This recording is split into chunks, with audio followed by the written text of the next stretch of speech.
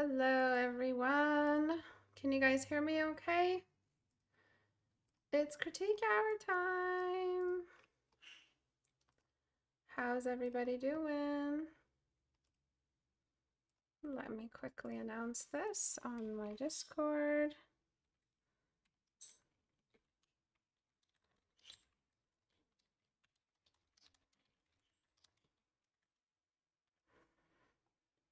Okay, so let's get started.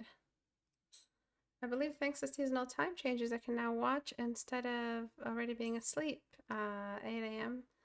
instead of 7 a.m. Awesome. I'm happy. A lot of people are saying that. Hi, Benny. Oh, Corey. You're still calling me Strawberry. Oh, thank you. Don't make me blush. I'm about to do class. Oh dear. Oh dear, where's my pencil? Well, there it is.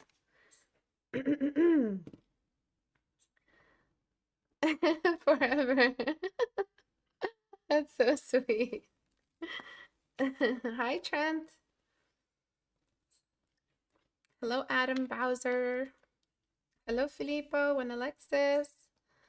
Art. Welcome, everyone. Today I'm doing a spooky critique hour.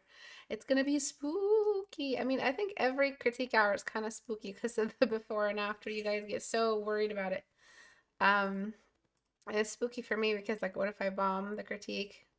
You know, it's always been pretty spooky up in here. But or just critiques in general are very, very spooky, aren't they? They're terrifying. Here, come destroy my art, please. No, I'm kidding. Um, my bird is making her appearance as well. Shh, shh, no, shh. Let's get started. Okay, so I am critiquing two pieces, and they're both pretty spooky as well. So the spookiness is, we're spooky cubed today. But before I get started, if you want your work critiqued, if you want to submit your work for critique, I'm accepting it in different ways. You can go to my subreddit community where you can get it critiqued here. You can submit it. Other people will critique it as well as myself. Or through my Discord community. On my Discord, you can see a lot of different text channels. One of them is for, hey, shh. One of them is for general critique, and that's what you use. I'm just trying to shut this bird up right now. Hey, hey, shh, no. What do you want? All right, get up. Come. All right, sorry. She doesn't know what she wants right now. She's kind of like me. So I'm going to critique this piece first, and then I'm going to work my way to this one. Okay, let's start with this one. Let's just jump right into it because there's so many things I've wanted to do to it since I saw it.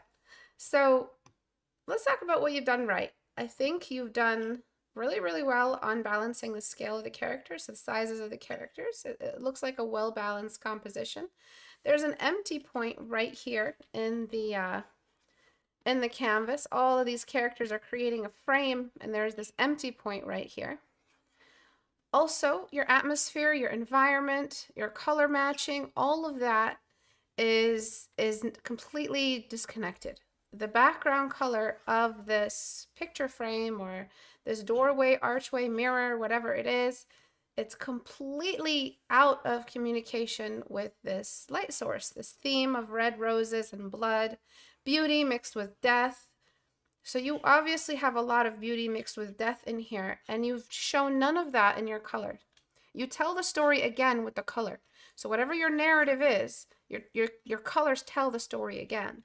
And none of your stories are being told by the color here. Usually in compositions, we pick two opposing colors. We pick the color of some kind of, two light sources, two major materials, two different characters. Sometimes we have blue versus red. If you look at all those popular TV posters, you'll see that there's a lot of color coding used to represent enemy versus good guy, all of that stuff. So you're doing none of that here. There is some atmospheric color, like some instinctively. You're picking up an eye for it, but suddenly we have this like brown background in some areas. It makes no sense at all. because I don't see anything that may explain it. It's his bat wings. It's just not working, because if it was his bat wings, every other part of him is sticking out of the frame except the extra bat wing. So if it's something attached to him, I would just disconnect it this way and just make it work with him symmetrically instead of throwing it off. And then we have this bloody mouth vampire character who seems to be like the one versus all of these guys. She seems to be maybe some kind of bride, some kind of person who has been captured, some kind of person who has to fight their way through the story. This is what I'm picking up. This looks like a minion. This looks like a witch, maybe a witch vampire with her familiars, I guess. This looks like some kind of temptress, maybe connected to him romantically. It just seems like a lot of the story is coming through, which is good, but it looks a little bit like, I don't know what term I can use, like Sims. Like it looks a little bit Simsy, you know, like nothing is really matching, all the colors. I don't know what it is about Sims. I just don't like the way that they drew things, or everything seems like it's been randomly modeled by another artist. None of the style is uniform. Sometimes they're quirky and stylized, and sometimes they're realistic assets in that game. I've never played Sims, just from what I've seen. So this disconnection is showing like different groups, different modelers, different artists created different aspects of this poster. So that's what I'm going to be doing. That's what I'm tackling right away. So right off the bat, I'm going to find some color harmony. Color harmony is when you select one dominant color and all the colors are filtered through it. So that means that the main color should be, if you're telling a story about vampires and you've already established that it's red, the main color should be redness. All right. So how am I doing this? All right. So I'm just going to throw this red wash over everything. So there's the background. It's matching a little bit better now. You could, if you wanted to, start with the blue of the background. So you could go a little bit more blue if you wanted to start that competition between red and blue, where you have blue at the top, red at the bottom, and red working its way up towards the top, introducing some kind of purple transition color. You could do something like that, because in a second what I'm going to do is bring in the magnitude, or the like the full color range of the candles. You have a light source in your illustration. So what do you guys know? What have I said before about light sources and illustrations? What do they do? I'm doing it right now.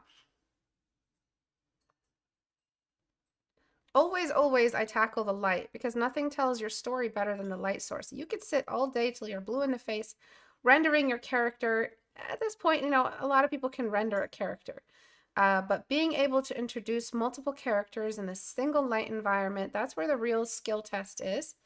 Excellent, they glow, but they glow and do one more thing. What else do they do?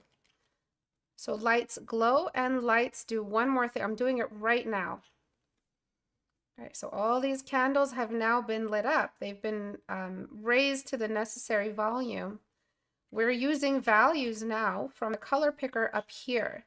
This color picker, what it does is that my bird doing that? What it does is that it has the this like really impossible to find in real life on like classic materials, you know, basic materials. Earthly substances, you're gonna find something like a matte version of this color. You're never gonna find this color in real life unless it's some kind of candle, light source of any kind, combustion of any kind, reflection, metallic reflection of any kind, anything that has to do with light. That's where you're gonna find these really strong picks of you know, pure white, pure saturation, pure volume. So that's what I'm doing right now. Sorry, I'm like battling this thing. And I'm just going to use dodge tool to pull that off. All right, so there's that. And now we have an overly red, so you used a little too much red, I think, on the skull. So let's desaturate the skull just a little bit back to a moderately orange, moderately beiged red. I mean a skull. Why am I doing this? Because I'm about to bring in the light source of the candles on either side, that'll instantly spike up the skill, the visible skill, let's call it. We need some new terminology in this community. The visible skill in your illustration, meaning that you are respecting light sources. You have a little bit already happening. So so what am I doing here? Okay, there we go. Why are you doing that? Why are you doing that? I'm not picking a red, so why are you going red? What's happening? Ah, I see. All right, so so I'm just using this orange on the side. It's kind of like an orangey type of red on the side of the skull. Anywhere where on the skull we have like some kind of illumination.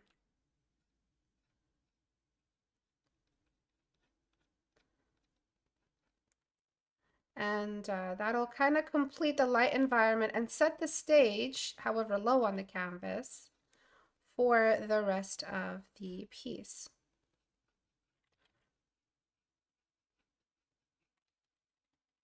So when I say visible skill, I really mean like the really, really important, instantly skill defining acts that an artist can do, which is respect the light source, track the light source, make sure the light source stays consistent.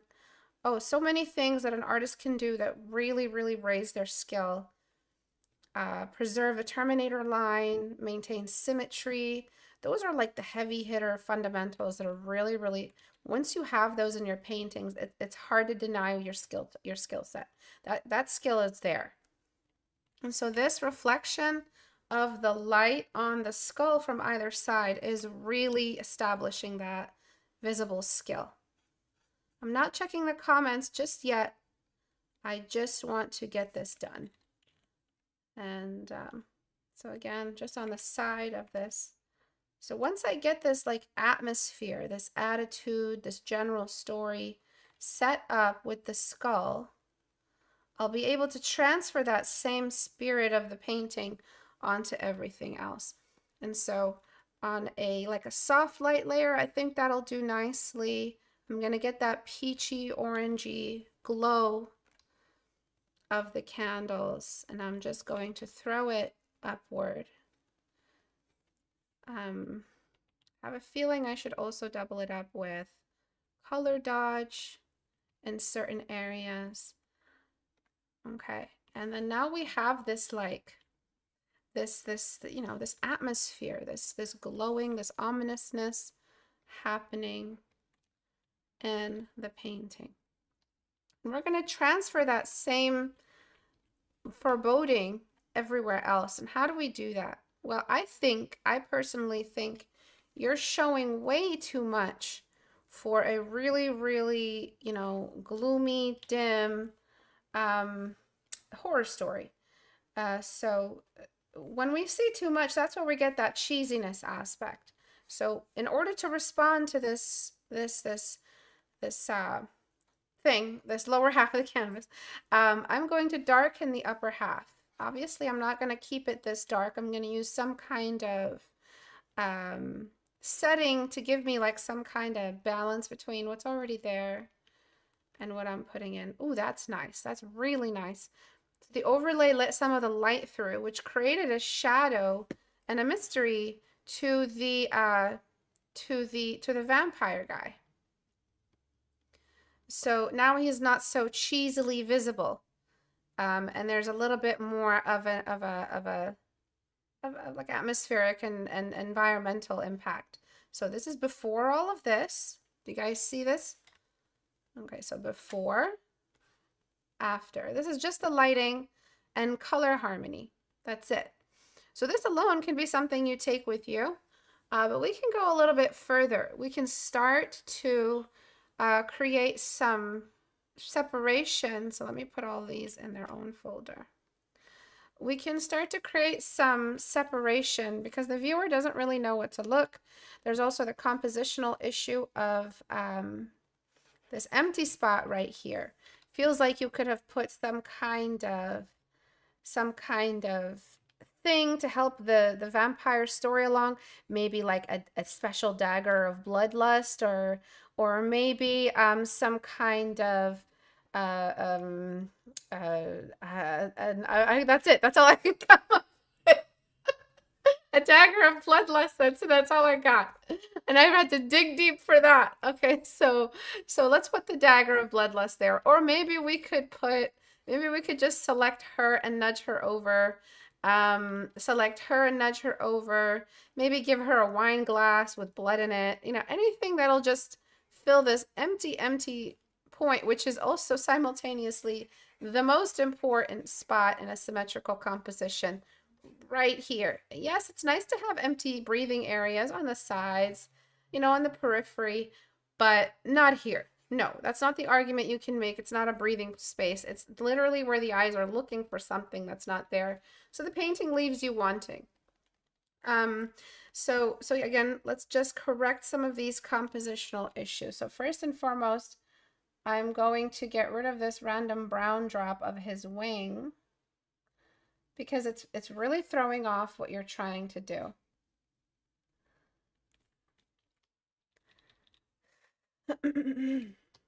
Okay, so I'm just gonna kind of do what you did here generally. So my brain was chugging trying to come up with another idea.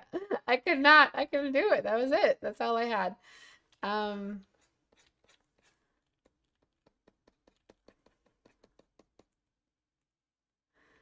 I wanted to say I like the empty space, but the dagger one. So I'm just going to complete this framing right here. And the empty space is nice. It is nice. Always have empty space in your illustrations, but not in a key compositional location in the painting. So what I want to do is establish who the main character is. You know, all these characters are so much bigger than her, but she's the one who feels like she's being put through the most. So the character that's put through the most, that's who the audience is invested in. I also need to put some subsurface on all of these candles. Maybe not all of them, just some of them, just for that extra kick. I may have lost my lassoing skills over the years, so bear with me. I'm trying to now use that atmospheric fog you have, and you'll be able to do this way better than I do, since you'll have layers. I'm trying to oh yeah, I completely lost track of my lasso there. Completely. Trying to get something to separate her from the others, to tell the story that she's not like the others. She's special. She's carrying the plot. So let's give her something extra. And that fog that's emerging from the canvas, I mean from the frame, is going to also help. Oh my God, I forgot how to lasso. Oh, well, there's one. There's, okay, there's that. And we don't want that. Oh, we didn't do that one either. Good Lord, where is my brain? Okay, so then now I'm going to just grab my fog brush, any good old brush that you can get. It'll give you instant texture. And I'm going to use this wonderful blue you already had there. And I'm going to let it build up and separate her from her surroundings. And that's what's going to create a separation in the plot as well. This is going to put her ahead of these characters. It's going to give you a nice little silhouette as well, in case you're having trouble bringing her out of the image. And then to further represent her importance, so I'm going to preserve my lasso real quick. To further represent her importance, I'm going to let some of the candlelight, so I'm going to turn this stuff back on. I'm going to let some of the candlelight fall on her. So before I, okay, thank you. Before I do that, I want to find where I put in all those purples and reds. Okay. Because I don't want it to look like a Marvel cover. I'm going to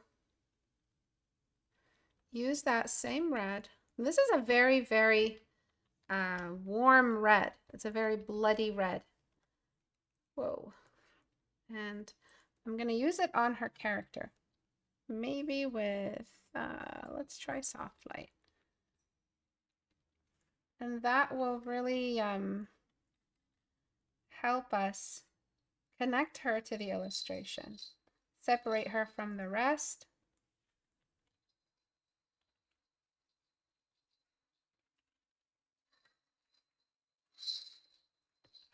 Okay, using that red to connect her back to her environment.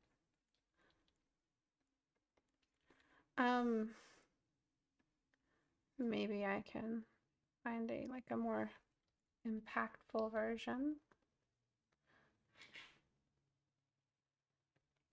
Don't know if you can hear my bird. She's talking her toy. And using it on her hair. Using it on the folds of her gown. Trying to find a nice reflective red value. And using it as a large brush as well for those like collective swooping changes. I think the most important reflective spot is around her chin and her hair. Everything else is pretty much optional, just to show that the symbol you're using, the skull and the roses as a symbol in this, a powerful symbol in this illustration. It's carrying light with it. Use that light that this powerful symbol is giving you. Use that light to help define borders between the characters you're representing. Not physical borders, but plot-related borders, like storyline. And then that light will inadvertently as well create a shadow that I'm going to bring in with a blue on darken. And it's just going to be like a general radial climb away from the candles, just along the back of the arm. Do you see how nice that is? It gives the arm some dimension. So we got the shadow of the arms, we're merging that down. We've got the red reflections. Remember, this is all really crude. I'm doing this as fast as I can. There's only so much I can do. In a short amount of time, you have way more time to gently apply all these changes and make a bigger impact. So,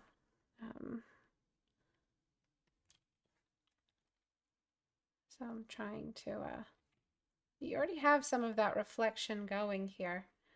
I wonder why you didn't use the red, because you already had something set up. You probably thought, oh, it's not in the immediate actual reality around her. That doesn't matter. That's not how it works. If there's light nearby, whether it's symbolic or ephemeral or whatever the word is, use it to your advantage. You use whatever is nearby, because it's all part of the illustration. It doesn't matter if it's part of the literal environment around her. And then I'm just gonna try to find like I just thought the candles weren't close enough to her because of that, to cause that effect. No, you have the administrative right to do that. So this is your painting, Cody? That's cool. Thanks for joining us today. And then I'm just gonna place in some mad eye, like mad eye lights to her eyes to show a little bit more of a kind of predatory focus. Is that the term? Predatory focus. And that'll really open up her eyes. I'm not sure what's happening in this hand. I think it's incomplete, right? And so now we have a lot of stuff happening. Okay, we have this character that's really standing out. I'm going to use a little bit more of that red. And then I'm also going to cool down some of those candles as well, just a little bit. she's getting the majority of that light from the candles. These guys will represent something else. So we're using blue to represent them, and we're using red to represent her rage. So now we have two opposing universes of color. So what I'm going to do now is I'm going to color wash these dudes in the background. Everything is going to get washed with this blue so that it all starts to make sense. The way you picked her color of her hair. Let's look at that. All right, before I fix that, let's take a look at it. It's coming from an environment that is pretty bright, that can bring out the gold in her hair. When you are talking about a blonde vampire, you're really talking about a gray-haired blondish vampire. You're talking about like a lot of these, one second, let me see what that is. Overlay kind of saturated her a little bit extra, and that's fine. The saturation is cool, I like it, but I still want to correct some of the oversaturation. So I'm going to desaturate from the base. So I'm just desaturating some areas, and then over top of that, I'm going to wash that color. Here we're okay, but if these are all vampires, they have really, really blushy skin tone, and you're kind of throwing away the feeling of a vampire. If they're wearing red, if they have red on their face from blood, let that be the only red. For it to really read as vampires, you really have to show the same lack of saturation or blood movement in their skin. Or else it's just going to read as like cosplayers. Do you know what I mean? Unless it's really good cosplayers. And then I'm just using that blue wash to sit over everything. Now we have this like random minion. I want to really quickly just kind of separate them. They seem to be in a world of their own. If it's a minion, if it's something else. So I just want to kind of give them a respective distance away from the main character. I don't want them to feel like they're right there. So I'm giving that halo like separation. And then I'm going to just really quickly silhouette them. Silhouette will kind of keep them there, but it won't let them dominate or share with the protagonist or the focal point. Just a quick silhouette will get them right out of the way. It'll keep them there, but without too much trouble. And then I'm going to bring in like an artificial atmospheric perspective and just throw them into that fog. So they're being treated as the same importance as they would have in the plot. If they're a really important plot character, if they're important, then their character in the illustration is also going to have a really, really strong presence. If they're not that important for the plot, they're going to have a little bit less size, less saturation, less focus, less contrast, all of that stuff. So right here, I just want to make these flowers a little more cool, or maybe interchange between cool and warm. So I'm just using color, and I'm just trying to find like a purpley value to throw in between all of the warm. Too much warm can look a little cheesy. You always want that extra dimension. Throw in a little bit of extra dimension. Never use like light, dark, and medium of the same exact hue. If you're going to change values or tones between the same individual color, change the temperatures between dark, medium, and light. That way it has that extra dimension. It's hard to describe it unless you're seeing it and you're doing it in front of you.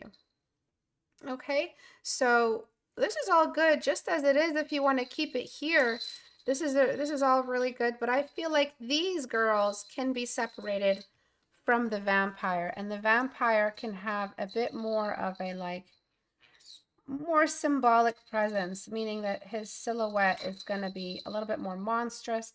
Every one of these characters here feels like they're pretty likable, but we want to show him as the monster that he is. He's not like, you know, like this kind of cool slice of life guy, but they seem like they're slice of life gals, okay?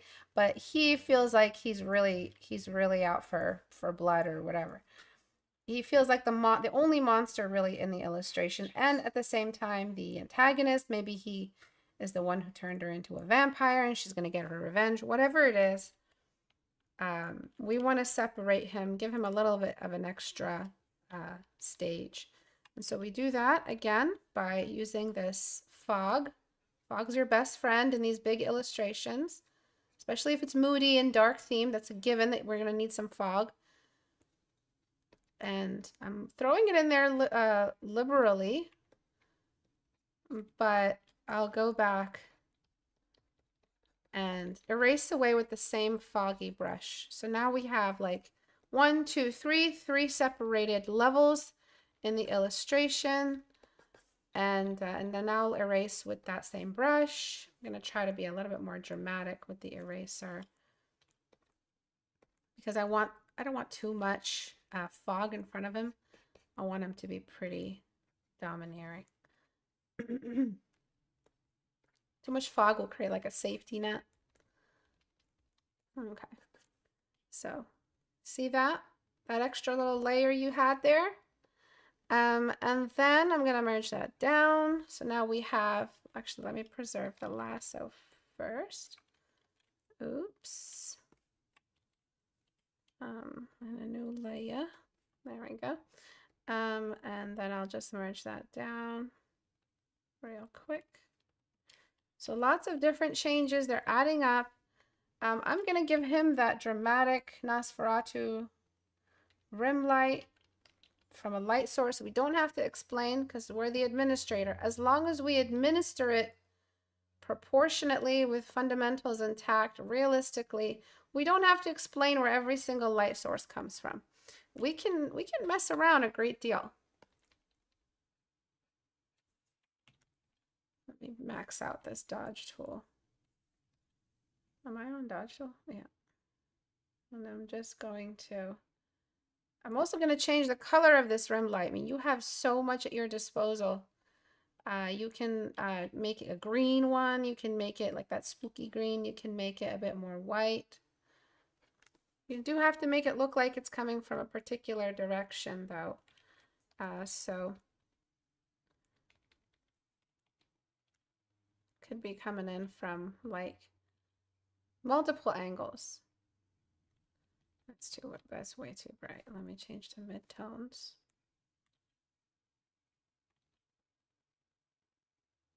There's one finger, there's a second finger.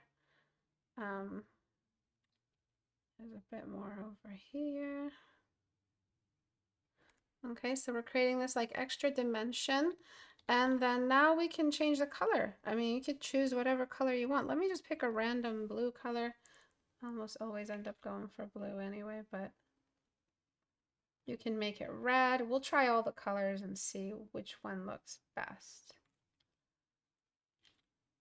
I think red would really tie it together nicely because the red at the top, red at the bottom, and blue in the middle, that's going to be a nice balance. Since you're going for that symmetry, we could be symmetrical in other ways as well. And then just the ambience as well as the color change of the rim light. So a little bit of like a fog of that same color sitting on the character. Like a glowy version of it. So this would be the red version. I really like that. That's cool. You can go for like a fiery kind of flame. That's nice as well, especially on the fur. I might minimize how much we have on the other side. You can go for that spooky green. If you want to introduce one more new color, really it's up to you at this point. I'm going to default to the red because I think it's the most dramatic and kind of tying up the connecting the two poles of the canvas together. So I'm just going to go ahead and merge that down. Before I do, let me clean up.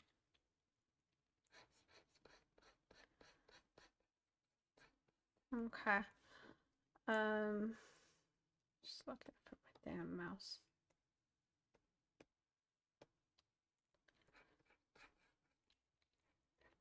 So you can see most of the changes we made today didn't really have to do with proportions, because I think your proportions are great. Didn't have to do with any major like contrast issues or anything like that. Nothing too detrimental. Let me merge that down and take it to before I did all this so I can manage the, there we go. I can manage it a little bit better. So being a little bit more careful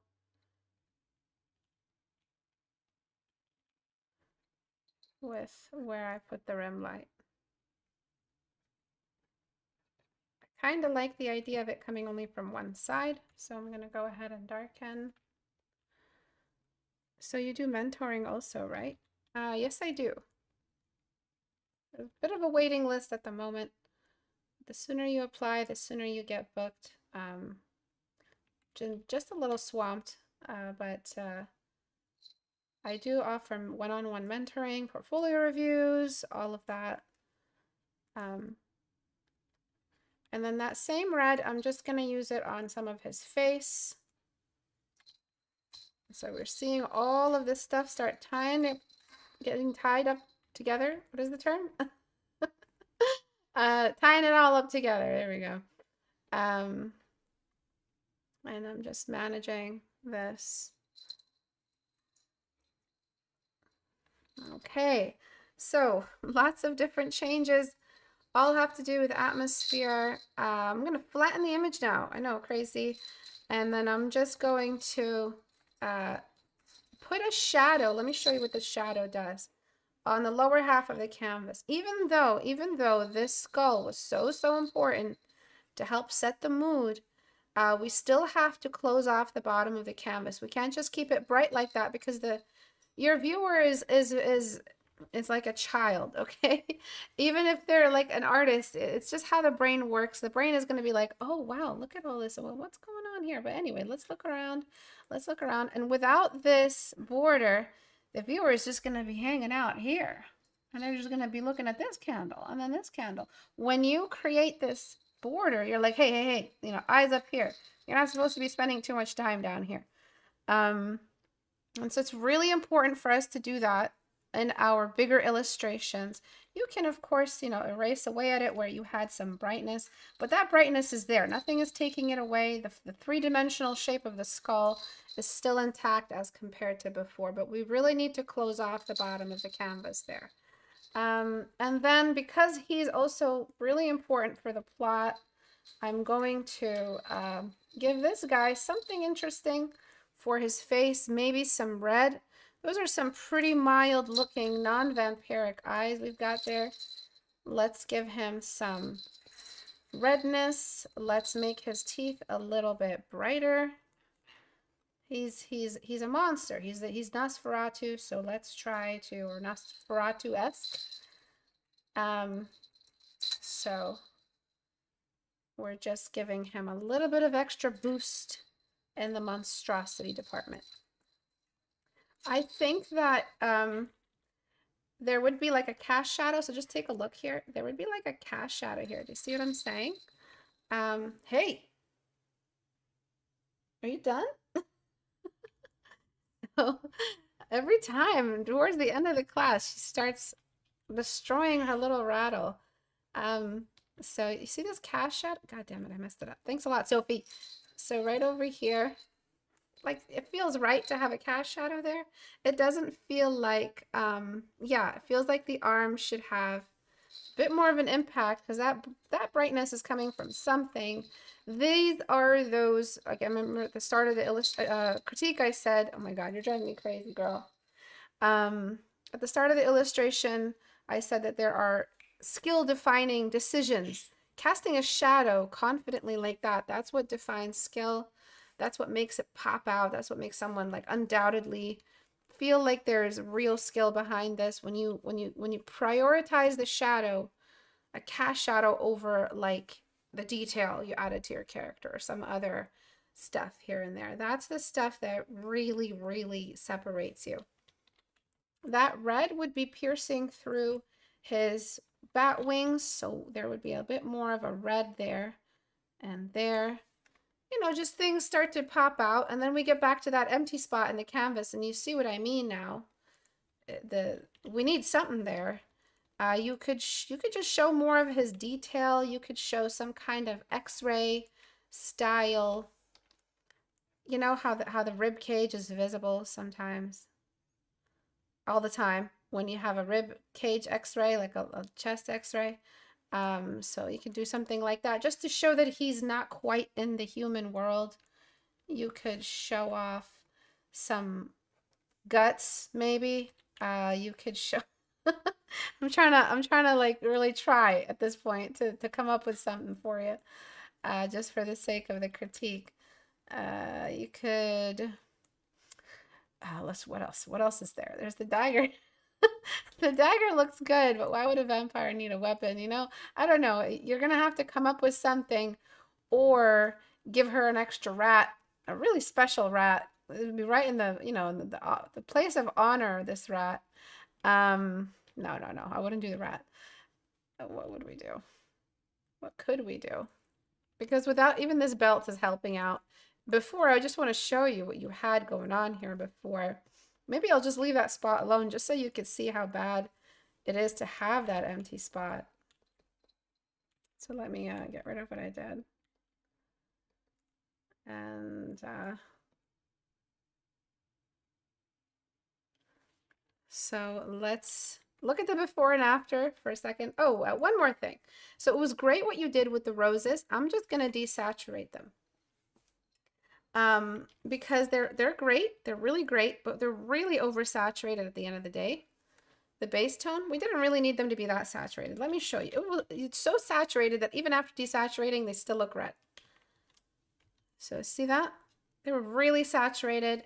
We took all the saturation from here, we sucked it up, and then we gave it back to her. Now she's the focal point. She's the one who needs it. She's the one who's carrying this whole painting. The story is about her. It's her story. So, or partly her story, but from where you placed her, she looks like she's the most interesting character here. She's the one who we'll bet on. And so I'm giving her that saturation that we took from the roses. And yeah, let's take a look at the before and after now. Lots of lighting, lots of small changes. So before, after. So this looks like a poster now. A poster should have all the drama, should have all of the stage lights, should have all of the, what's that stuff they bring out on the stage that compressed, that's not compressed air. What is it? Dry ice to make the fog. The stage brings out all the you know, the pyromaniacs, the pyrotechnics. You need to bring all of that to the stage because the before looked like it was very limited. You're painting digitally. You have access to the combustion contrast levels. You have access to this stuff. You don't need to paint like you're painting with pencil crayons. You can make something glow. You can make something spike in the dodge tool. You can make something look burned, look oversaturated. You can bring in some kind of light presence. And then also, it has nothing to do with light at some of these points. Some of the points I made were not about light. They were about stage, position in the stage. This guy here. Oh, there was one thing I forgot. This guy here is behind these two who are behind her. She's behind this. So there's, and it's not spatial placement. These aren't in a room. These are like, you know, like movie posters. So you can mess around with the sizes. They don't have to be to size. He's clearly the biggest of the bunch. So this is the thing that I forgot. We could put some fog behind him, which I think would be very effective. I didn't need the layers anyway, so I'll just do that. But the fog in this case can be lit up with the red since that rim light behind him is causing so much impact. We can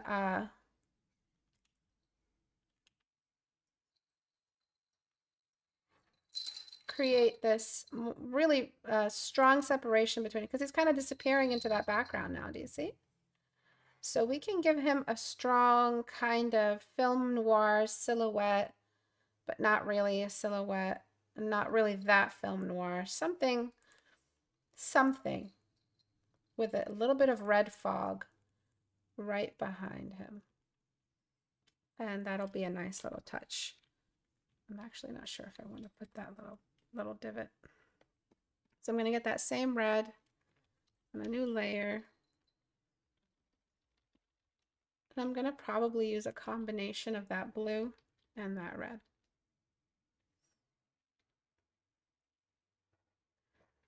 And that red will help us bring that, you know, this lower canvas, bring it back up. So this blue that separates all the characters from each other can be used on him, and it'll help create this depth.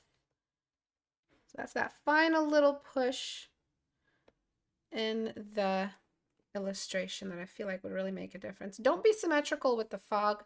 All that fiery, foggy, organic stuff, don't be too symmetrical with it, because it doesn't do that in real life. It's a very asymmetrical, unyielding element. So make it look a little bit asymmetrical. Make it like different on either side. So see, without it, with it, really nice, right? Really dramatic. And it completes his scary presence. Okay. That's all I really have to say about this one. We have some kind of weird lasso issues here. And then I'll do one more before and after for you. Let me just clean up these weird lassos that I did. And that's it. Do you have any questions at all? Because the artist is present today for the critique. So they'll be able to ask questions. Do you have any questions? And this is pretty much what my one-on-one portfolio reviews are like. I just critique your whole piece, ask you questions. Obviously, you're on the call with me, so it's much easier for you to ask questions and exchange. And I'm a little less silly in classes. I kind of change personalities. But that's all you can look, that's all the differences between now and a class setting. Skill is the same. Teaching quality, I hope, is the same. Silliness, significantly different. Hi, Syndrome. I didn't notice you arrived today. So I'm just throwing in some like flyaway hairs just to show she's got some madness, some fury. I'm really rooting for her, whoever she is, whatever her story is. Okay, so I do one last little combo red blue here and there. The frame of that mirror, you did so well with it, but it doesn't need to be that, that visible. Let's mess it up a little bit. Let's show where this fog is climbing up. Let's show where it's this fog of the story, like this fog. I'm not gonna say fog again, I promise. And okay, so in your opinion, am I even remotely close to having professional quality work, being able to start finding work? I thought I was, but after this, it seems like I'm still far away. Listen to this. You don't need to be an expert to be hired for art, because as low skill as you think you are, you're still like amazing in the eyes of someone who can't draw. So they're still going to put a price on your skill. Your skill is still a commodity. I hate that word, but it's still easy to, it's good. It's there. Even the best of artists need art direction. I need art direction. Having art direction like this, number one, I'm experienced in it, so that's why I'm coming up with these ideas for depth, etc. But also sometimes there's ideas I don't have no idea about. I've never tried them before. I don't know what they are. Different ways of managing the composition, different ideas. So those can be brought in with an art director that doesn't necessarily have to be more skilled than I am to bring in. So once you know these different tricks, you'll have the skill you think you don't have right now. Most of the changes that I made are not skill based. They're like movie and composition and all of that stuff. Do you see what I'm saying? It's not about skill, the major changes we have today, because you still painted great characters. It's about delivery, about experience with like non-art art. I'm sorry, it's hard to describe it. Shows, light shows, pyrotechnics, like I mentioned, separation of depth. Those are all things we talk about if we're managing a Shakespeare show, you know, and we're the stage directors. So it's not art skill, it's like stage skill. It's also composition knowledge. It's the stuff you do if you were a 3D modeler who was not a painter, just a 3D modeler building a scene. You would still be looking for these stage tricks. So a lot of the changes I made today were stage tricks. So remember that. So you can, long story short, yes, you are good to get hired right now. Go put yourself out there and get skill, because the more jobs you get, the more skill you develop anyway. Because one thing that people who commission you do best before anything else is they give you a variety of subject matter you would never have experimented with had you not done the freelancing. So yes, you can do it. You can do it. Go for it. So before, after. Do you see the shadow I added to her face? I may have added a little bit too much fog, but I really like fog. Let me see what you guys are saying. I think I have great skills. A lot of what she did was storytelling. I think you have great skills, yes. It's still valuable. There you go. That's a good answer. It's still valuable. So before, after, before, after. I feel like this is the more complete composition. I really recommend something here, or just nudge those two characters together. If you feel like we don't need to, you can just enlarge her. She'll take up a lot of space if you enlarge her. So if you enlarge her, she'll fill that space right up. And let me show you how effective it is. You can just answer this whole question if you just enlarge her character. Because she was a bit small considering that she is the focal point, right? So enlarge her character, bam, bam, it's done. We see more of the main character. Everybody's happy. Actually, this should have been one of the first changes I made. I don't know why I didn't make it. Sometimes you overlook stuff. Okay. And also, her arm has got almost no three-dimensional quality to it. So let's give her arm a it kind of looks like white noise. Do you know what I mean? That texture you added. So anywho, I think making her bigger is a good idea. Okay, let's move on to this one really, really quickly. So what I think you should do is, so you have the green, right? You have a lot of green everywhere. Lots and lots and lots of green. Let's reduce the green. Let's make the green go away for just a little bit. We still have the green idea here. You know, the fire is there, but now the fire can have more of a presence because it's not fighting against the ground. The fire is the real fire. You know, it's fire. It's the source of all the green in the chamber. But now we also have the magic.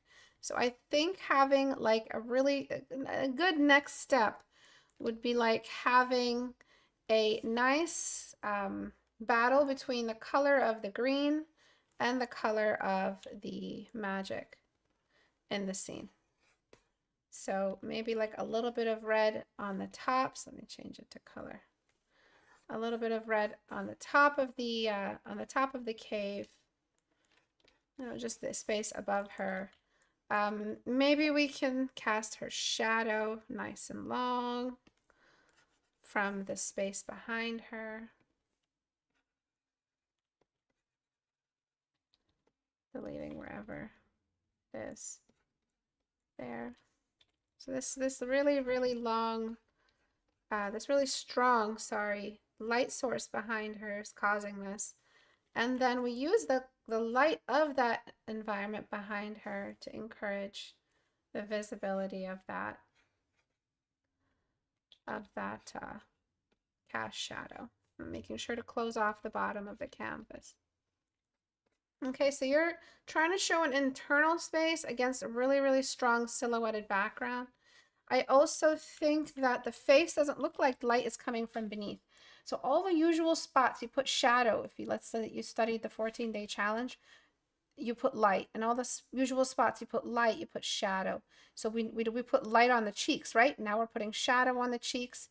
We put light on the nose. Now we put light on shadow on the nose bridge. We put light on the upper lip. Now we put shadow on the upper lip. Now we put light on the forehead. Now we put shadow on the forehead. That's how you make the light look like it's coming from beneath. So you're just inversing the top-down light source that you studied. And now we're just like exaggerating some of the light here and there, just to show that the light really is coming from beneath. And so usually when we have like minimalist illustrations like this, you kind of, the best thing to do is get your light right. Because if you stylize, you're really like sacrificing a lot by minimizing detail. So it's like a Samurai Jack style, you know. But one thing they did nicely in that show is they were true to the light, to the you know, to the last minute. They were so good with managing the light source and keeping everything look like, really managing the environmental light. That's where all of my love for light comes from, really. That's my biggest inspiration, is that show. And I'm just using some of that green here and there to show where the reflection is from the cauldron. I personally think you could have done without the light behind her, because you really are fighting between two major light sources, and they're both on the same line, meaning they're both in the middle looking right at the audience. So you're gonna have some trouble if you just get rid of the background and just have like a minor light from some atmosphere or outdoor light coming in like that. You might be able to, you know, keep it dark on the inside of the cavern and like creating that kind of border. But you have the silhouette, and then you have the face, and then you have the cauldron all on one line. You didn't have to do that. It's a hard ball you threw yourself. So you could, you know, get rid of that, really darken it behind her, keeping like a minimal atmosphere, and then you can bring in that light from the side. That'll really let this cauldron situation glow. But it's not ideal when you're trying to do this one after the other, this chained light effect. You got like 1, 2, 3, 4 interesting things on the same line, and everything else is empty. It's not good composition. But you're going in the right direction. All right, that's it. Thank you everyone for coming in today. If you want to get your work critiqued, all you got to do is go to istebrak.com. I do have a Patreon. My patrons get assignments, they get critiques, and the assignments, they can customize it and tailor it themselves with difficulty levels, so that they're handing in something they feel like they can do. All of the assignments are portfolio ready. They're all really good for portfolio building. We do character design, environmental design, costume design. We do portraits, book covers. We do it all. Form studies at the start of the year. At the start of every year, I do a diagnosis and fundamentals building unit from like January to February or January to March. They are just doing the real fundamental stuff. And then for the rest of the year, we slowly amp it up toward full-scale character design. The improvement I have seen is phenomenal. I'm so proud of my apprentices. If you guys want to join us, it's always open. You can cancel anytime. It's $20 a month to join. And I also have a masterclass for portraits. If you feel like you want to really perfect your skill with portraits, it's a great place to start. There's nothing, I hold back nothing. I teach everything I know about portraits, and the skills you learn from portraits, edge control, contrast, detailing, are all things you can bring into your illustrations. Thank you everyone for coming. I'll see you guys possibly on Thursday. I might be partying my ass off. I'm joking, I don't party. But I do host movies from my community and all of that. We just do a little hangout, Halloween hangout. I don't know. And so it's Halloween Eve. It's a holy night. So I will be hanging out. Maybe I'll host on Thursday. I don't know, but definitely on the 4th. I'll see you guys next time, whenever that is. Bye, everyone. Oh, and a happy Halloween.